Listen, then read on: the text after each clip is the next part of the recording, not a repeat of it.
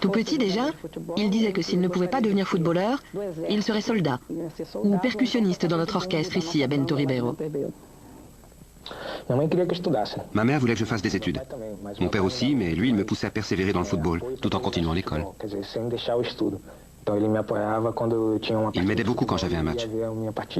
Il m'emmenait, il assistait aux matchs, il allait parfois avec moi aux entraînements. Il m'encourageait à faire les deux. Personne ne se dit que son fils va être un grand footballeur, un grand artiste ou un grand chanteur. Tous les pères veulent que leurs enfants fassent des études pour se préparer au monde du travail. C'était le seul que j'étais obligée d'accompagner jusqu'à la porte de l'école. Si je le laissais y aller seul, il se sauvait pour aller jouer au football dans les clubs des alentours. Alors j'avais pris l'habitude de l'emmener à l'école et d'aller le chercher.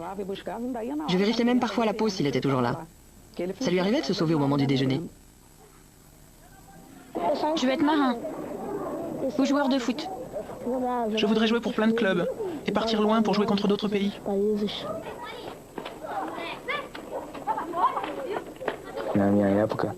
Quand j'étais jeune, il n'y a pas si longtemps que ça, on voulait tous être un joueur connu.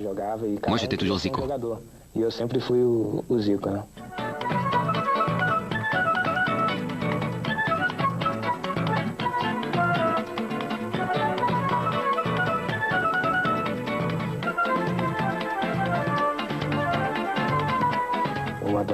Je l'adorais et j'étais fan du Flamengo. Zico a toujours été mon idole.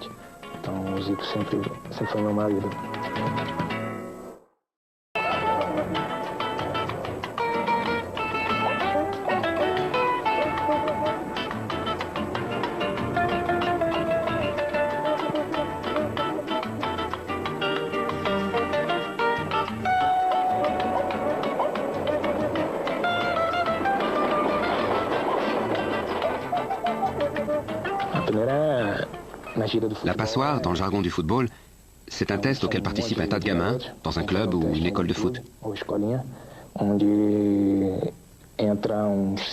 Ils sont une centaine au départ, ils passent des tests, ils s'entraînent, et à la fin, l'entraîneur choisit les meilleurs.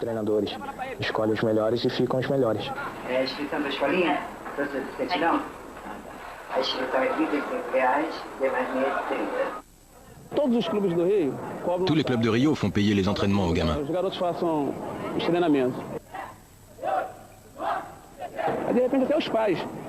Le football a pris tellement d'ampleur que parfois des parents font de gros sacrifices pour inscrire leurs enfants.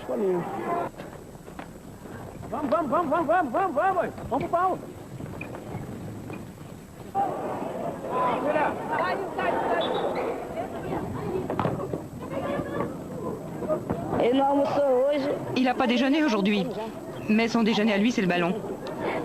Pour lui, c'est un aboutissement. C'est meilleur que le riz et les haricots noirs. Le jour où il a réussi à s'acheter une montre, sa toute première montre, c'était le jour de son test au Flamengo. Il voulait être bien habillé, alors il a mis sa nouvelle montre. Mais il a eu 2 échecs ce jour-là. Il n'a pas été accepté tout de suite. Ils lui ont dit de revenir, et ils ont refusé de lui payer son billet de transport. Et puis quand il est arrivé à l'arrêt de bus, il s'est fait attaquer par un garçon de son âge. Ça l'a beaucoup marqué.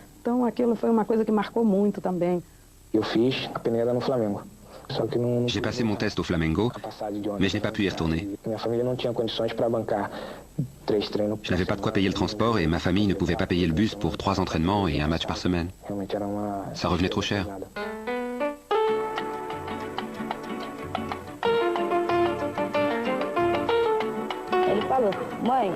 Il a dit « Maman, si Dieu m'aide, je te donnerai tout ». Je lui ai répondu « Non, si Dieu t'aide, je n'ai besoin de rien. Il me donne déjà beaucoup, ça me suffit ».